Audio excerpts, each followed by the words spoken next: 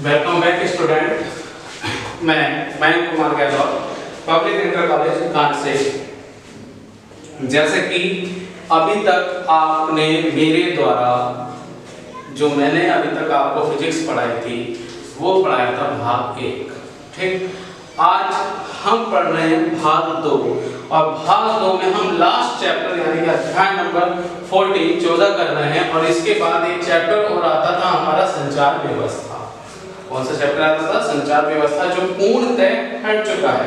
फिर भी उसके विषय में मैं आपको संक्षेप में बता दूंगा। अगर इन केस उसमें से कोई आंसर हमारा क्वेश्चन आ जाता है तो हम उसे ना कर पाए, ऐसा आपके साथ ना हो।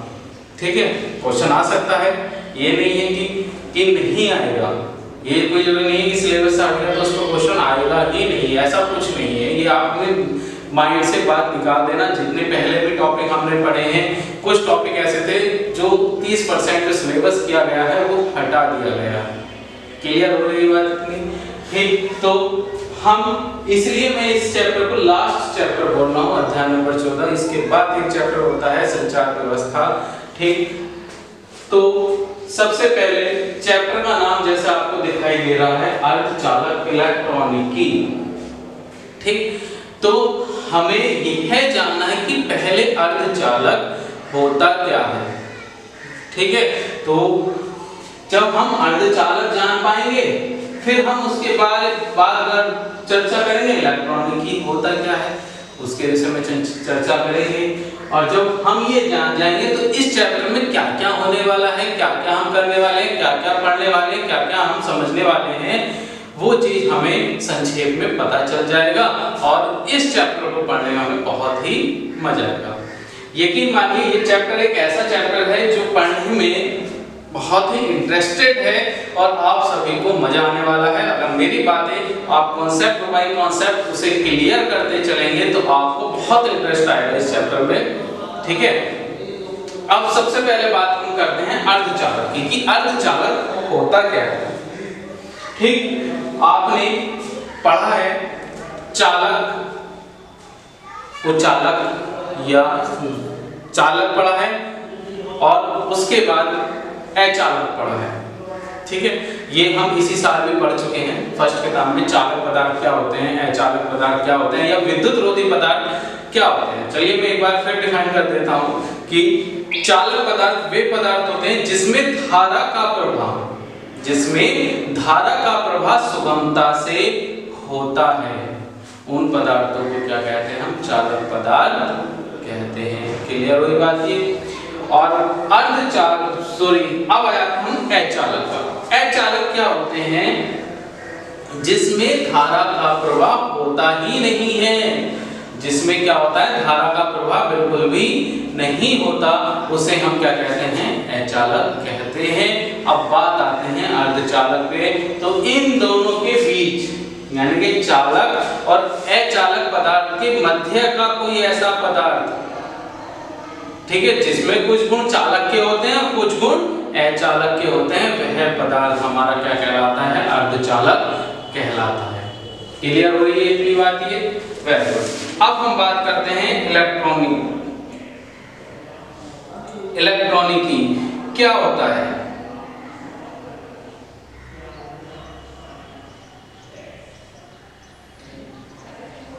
इसमें इलेक्ट्रॉनिकी द्वारा, इलेक्ट्रॉन में आपने पढ़ा हुआ, इलेक्ट्रॉनिकी द्वारा हमने क्या सीखा? इलेक्ट्रॉनिकी यानी कि इलेक्ट्रॉन की हम कोई जानकारी लेंगे इसमें। क्लियर हो रही है बात? अब इसमें क्या करेंगे? किसी इलेक्ट्रॉन पुंज की गतिशीलता के विषय में अध्ययन जिस सब्जेक्ट में किया जाता है उसे क्या कहते हैं? इलेक्ट्रॉनिकी कहते हैं। क्लियर हुआ बात? जिसमें हम इलेक्ट्रॉन की गतिशीलता या इलेक्ट्रॉन पुंज की गतिशीलता का अध्ययन करते हैं उसे हम इलेक्ट्रॉनिकी कहते हैं। और अर्धचालक इलेक्ट्रॉनिकी दोनों को अगर एक साथ कंबाइन किया जाए तो अर्धचालक में इलेक्ट्रॉन पुंज की गतिशीलता पर क्या करेंगे इसमें, इस चैप्टर में अध्ययन करेंगे कि इलेक्ट्रॉन पुंज की जो गतिशीलता है वह किस किस प्रकार कैसे कैसे होगी और अर्धचालक में जो धारा प्रवाहित होगी वो कब कब इलेक्ट्रॉन पुंज किस तरह से गति हमारे करेंगे, उसका अध्ययन हम यहाँ पर करेंगे। ठीक, अब इसके बाद एक टॉपिक आता है हमारा बाल। क्या टॉपिक आता है, बाल। ठीक, घबराने वाली कोई बात नहीं है, जितनी बात मैंने बोली है, जितनी बात मैं समझाता जा रहा हूं, केवल इस लेक्चर में आप समझेंगे और मैं आपको इसकी पीडीएफ प्रोवाइड करा दूंगा। ठीक है, इसमें आपका समय ज्यादा ना लगे तो इसलिए मैं बहुत ही कम चीज यहाँ पर लिखूंगा जो समझाने के उद्देश्य से होगी। बाकी जो डेफिनेशन और सारी चीजें बस आपको समझते चलना है कि चीज क्या कह रही है, बाकी चीज मैं आपको प्रोवाइड पीडीएफ द्वारा प्रोवाइड करूंगा इसके नोट्स। क्लियर होगी बात इतनी? Very good.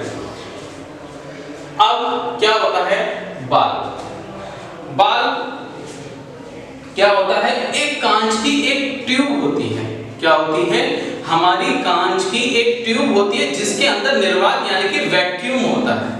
निर्वात आप सभी जानते हैं, जहां पर किसी प्रकार का कोई फोर्स, किसी प्रकार की कोई वायु यानी कि कुछ भी उपस्थित नहीं होता, उस स्थान को हम क्या कहते हैं, निर्वात कहते हैं। ठीक है, तो कांच की हमारे पास एक ट्यूब होती है जिसके अंदर निर्वात होते हैं और इसके अंदर क्या होते हैं, इलेक्ट्रोड होते हैं। क्या होते हैं, इलेक्ट्रोड होते हैं और इसमें जो इलेक्ट्रॉन की दिशा, गति की जो दिशा होती है वह नियत होती है। यानी कि हमारे पास इलेक्ट्रोड है दो, एक इलेक्ट्रोड ये है, एक इलेक्ट्रोड ये है। ठीक, सामान्यतः हमने चैप्टर नंबर 3 में पढ़ा था प्रकाश वैद्युत प्रभाव या प्रकाश उत्सर्जन, इलेक्ट्रॉन उत्सर्जन प्रभाव। तो हमने वहां पर प्रकाश कहां पर डाला था, इलेक्ट्रोड पर डाला था। जिस इलेक्ट्रोड से इलेक्ट्रॉनों का उत्सर्जन हो रहा था उसे हमने नाम दिया था कैथोड। क्या नाम दिया था हमने, कैथोड दिया था। और जहां पर यहां से यानी कि ये जो है हमारा ऋणात्मक थी कैथोड। ठीक है, जहां से इलेक्ट्रॉन निकलते हैं उसे हम कैथोड कहते हैं और जहां पर इलेक्ट्रॉन पहुंचते हैं यानी कि निकल के यहां पर पहुंच रहे थे, इसे नाम दिया था हमने एनोड। और ये प्लस यानी कि इस पर कैसा आवेश था, हमारा धनावेश था।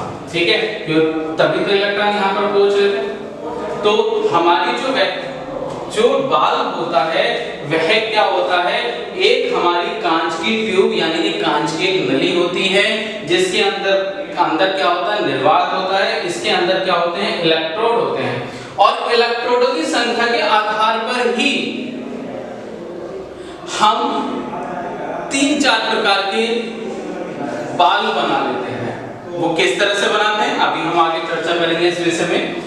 ठीक, और इसमें जो इलेक्ट्रॉनों की गति होती है वह क्या होती है, नियत होती है। यानी कि इलेक्ट्रॉनों की गति की दिशा, गति की दिशा कैसी होती है, नियत होती है। नियत का मतलब क्या है, अगर इलेक्ट्रॉन इधर से इधर की तरफ जा रहे हैं तो हर एक केस में इलेक्ट्रॉन इधर से इधर की तरफ ही जाएंगे। विपरीत दिशा में यहां से टक्कर खाने के बाद वापस नहीं आएंगे। तो ऐसी संरचना को हम क्या कहते हैं, बाल्ब कहते हैं। क्लियर हो गई बात? फिर एक बार रिपीट कर देता हूं, जल्दी कोई नहीं है, कॉन्सेप्ट आप क्लियर करते चलें। ये बेसिक मैं आज आपको इस लेक्चर में, पहले लेक्चर में केवल बेसिक चीजें मैं आपको कराऊंगा। अगर ये सब क्लियर आपकी हो गई, आज का लेक्चर अगर आपने ध्यान से पढ़ लिया, ध्यान से मेरी बातों को सुन लिया, तो अगला वाला जो लेक्चर मैं आपको पढ़ाऊंगा या आगे पूरा चैप्टर जो मैं आपको पढ़ाऊंगा उसमें बहुत ही मजा आएगा आपको पढ़ने में। ठीक है, तो इसलिए कह रहा हूं कि ध्यान से सुनना है मेरी बातों को। मैंने सबसे पहले अर्धचालक बताया, फिर इलेक्ट्रॉनिकी बताया, अब उसके बाद टॉपिक पर आ गए हम बाल्ब पे। बाल्ब क्या बताया, यह कांच की एक निर्वात नली होती है। यह कांच की एक निर्वात नली होती है जिसके अंदर क्या लगे होते हैं, इलेक्ट्रोड होते हैं और इसमें इलेक्ट्रॉन की गति की दिशा नियत होती है।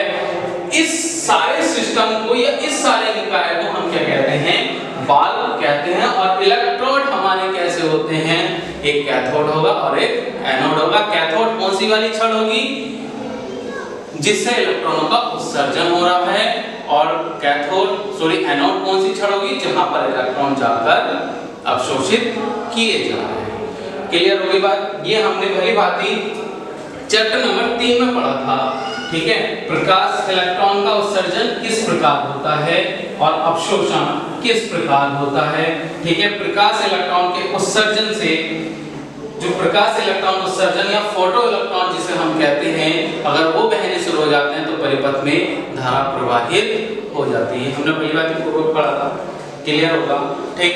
अब उसके बाद हम बॉल हमने पढ़ लिया क्या होता है। अब हम आ जाते हैं बॉल इलेक्ट्रॉनिकी।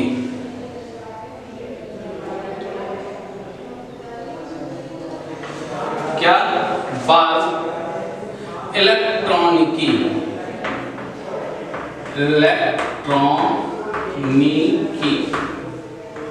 ठीक।